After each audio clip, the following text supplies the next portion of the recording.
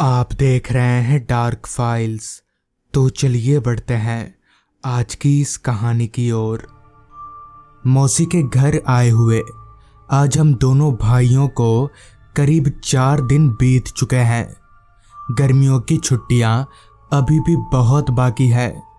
हम तो ये पहले से ही तय करके आए थे कि 10-12 दिन आराम से मौसी के घर में रहेंगे, पर हमारी इस सोच पर पानी तब फिर गया जब एक दिन अचानक मौसी के घर पर हमारे घर से चिट्ठी आई। चिट्ठी पढ़कर हम काफ़ी परेशान हो गए, क्योंकि उस चिट्ठी में लिखा था कि घर पर दादाजी की तबीयत अचानक से बिगड़ गई है।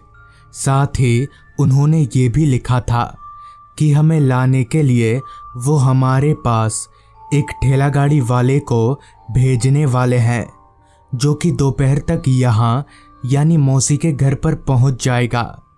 खबर सुनकर हम दोनों भाई काफ़ी परेशान हो गए, और क्योंकि बात काफ़ी गंभीर थी इसलिए मौसी जी ने भी हमें नहीं रोका।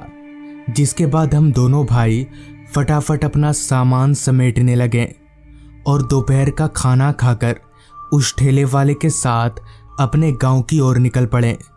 ठेले वाला हमारे गांव का ही था। उसका नाम बिरजू था। हम लोग उसे बिरजू काका कहकर बुलाते थे। खैर, चूंकि मौसी के यहाँ से हमारा गांव काफ़ी दूर था, तो हो सकता है वहाँ पहुँचते पहुँचते हमें रात भी हो जाए। और क्योंकि उस जमाने में ऑटो रिक्शा या कोई दूसरा साधन नहीं हुआ करता था, तो कहीं ना कहीं दूर जाने के लिए इसी तरह से जाना पड़ता था।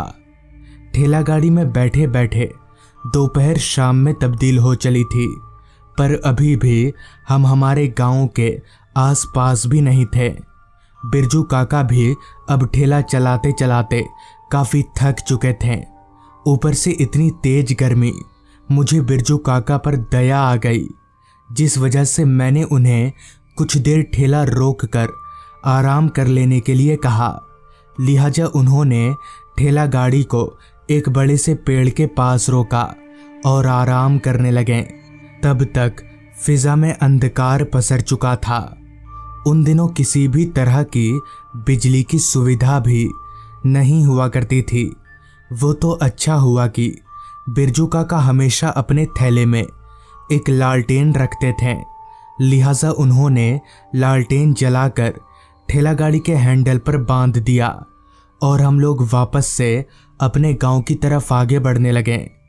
पहले के मुकाबले गर्मी से अब हम लोगों को काफ़ी राहत मिल रही थी, क्योंकि अब ना तो धूप हो रही थी और ना ही गर्म हवाएं चल रही थी, बल्कि मौसम अब काफ़ी ठंडा हो चुका था। मगर अंधेरा पूरे फिजा में फैला हुआ था। दूर दूर तक हमारी लालटेन के अलावा रोशनी का और कोई जरिया नजर नहीं आ रहा था। अभी हम लोग गांव के उस कच्चे रास्ते पर आगे बढ़ ही रहे थे कि तभी बिरजू काका ने कहा, बेटा तुम लोग पैर ऊपर करके बैठो, रात का समय है, ऊपर से अंधेरा भी काफ़ी ज़्यादा है। बिरजू काका की बात सुनकर मैंने और मेरे छोटे भाई श्याम ने, हम दोनों ने अपने पैरों को ठेले के ऊपर चढ़ा लिया। कहीं ना कहीं उस अंधकार भरे माहौल में मुझे काफ़ी डर भी लग रहा था। पता नहीं कब क्या हो जाए। इस प्रकार के हजारों ख्याल एक ही बार में दिमाग में घूमे जा रहे थे। पर चूंकि हमारे साथ बिरजू काका थे, तो कहीं ना कहीं हमारी हिम्मत बंधी हुई थी। मेरा छोटा भाई श्याम बैठे बैठे ही झपकियां ले रहा था, मगर मुझे ज़रा भी नींद नहीं आ रही थी। मैं चुपचाप ठेले पर बस बैठा रहा और इधर उधर देखे जा रहा था। अभी हम लोग आगे बढ़ ही रहे थे कि तभी बिरजू काका ने हम दोनों से कहा, देखो अब हम लोग जिस रास्ते पर जाने वाले हैं वो रास्ता उतना सही नहीं है। अगर पीछे से कोई आवाज़ दे या फिर किसी भी तरह की कोई आवाज़ आए तो तुम लोग गलती से भी पीछे मत देखना, समझ गए। इस पर मैंने बिरजू काका से कहा, पर काका ऐसा क्यों, पीछे क्या है? इस पर काका ने कहा, आज आसमान पर चांद नहीं है, मतलब आज अमावस है। इतना कहकर बिरजू काका एकदम से चुप हो गए और तेजी से ठेला गाड़ी आगे बढ़ाने लगे। हालांकि उस समय मैं छोटा जरूर था, पर अमावस की रात क्या होती है ये मैं बहुत ही अच्छे से जानता था। तो बिरजू काका की बात सुनकर मैं और भी ज्यादा घबराने लगा, मगर अब किया भी क्या जा सकता है। खैर हम लोग आगे बढ़ते रहे। अभी हम लोग जंगल से घिरे उस कच्चे रास्ते पर कुछ आगे बढ़े ही थे कि तभी अचानक हमें पीछे की तरफ से कुछ अजीबोगरीब आवाजें आने लगी, जैसे कोई हमें बुला रहा हो।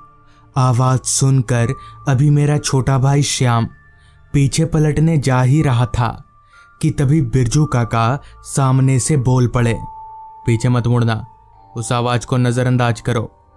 बिरजू काका की बात सुनकर श्याम पीछे मुड़ते मुड़ते रुक गया। मुझे समझ नहीं आ रहा था कि आखिर ये आवाजें हैं क्या और किसकी हैं और इस रास्ते पर आ कहां से रही है।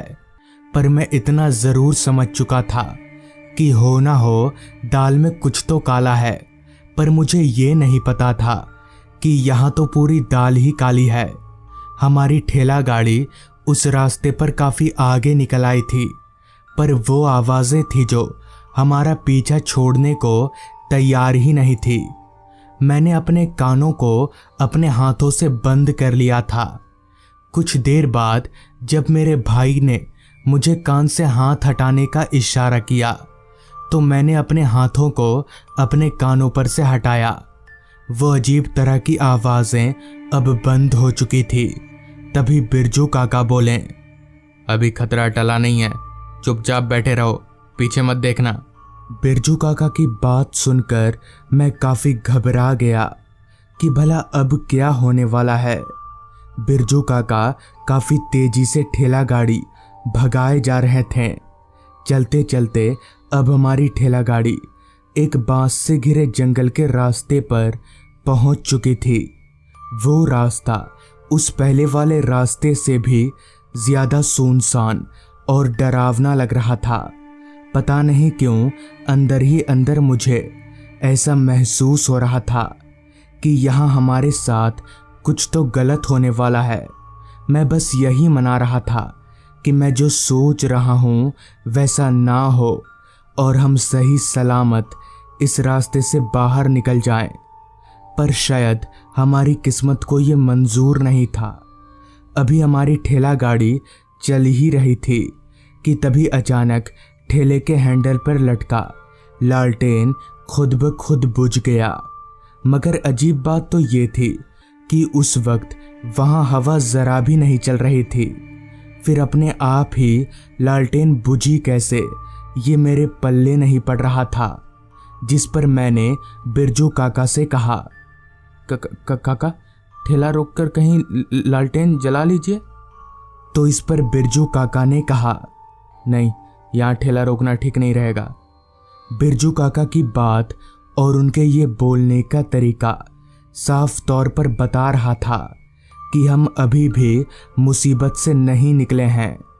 बांस जंगल से घिरे उस रास्ते पर ठेला गाड़ी तेजी से अभी चल ही रही थी कि तभी अचानक ठेला गाड़ी की रफ्तार खुद ब खुद कम होने लगी, जबकि बिरजू काका उसी तरह से पेंडल मारे जा रहे थे। ऐसा लग रहा था जैसे किसी ने पीछे से ठेला गाड़ी को पकड़कर रखा हो। और क्योंकि मैं और मेरा छोटा भाई हम दोनों आगे देख रहे थे तो हमें साफ तौर पर पता नहीं चल पा रहा था। धीरे धीरे ठेला गाड़ी पूरी तरह से रुक गई और तभी पीछे से एक आवाज आई, ऐसे बचकर नहीं जा सकते तुम लोग। आवाज सुनकर मैं अभी पीछे पलटने जा ही रहा था कि तभी बिरजू काका अचानक जोर जोर से गायत्री मंत्र पढ़ने लगे और उनके ऐसा करते ही हमारी ठेला गाड़ी आगे बढ़ने लगी। धीरे धीरे ठेला गाड़ी की रफ्तार बढ़ती चली गई और हम लोग सीधे अपने घर जाकर ही रुके। बाद में बिरजू काका ने बताया कि वो रास्ता बहुत सालों से ऐसा है। लोगों का कहना है कि उस रास्ते पर जिन्नों का वास है। उस दिन तो हमें अपनी मजबूरी के चलते उस रास्ते पर जाना पड़ा, मगर उस दिन के बाद से हम लोग कभी भी उस रास्ते पर नहीं गए। तो दोस्तों, ये थी आज की कहानी। अगर आपको ये कहानी पसंद आई हो तो चैनल को ज़रूर सब्सक्राइब कर लें। तो मैं आपका दोस्त आर्यन जल्द ही मिलूँगा आपसे ऐसी ही एक कहानी के साथ।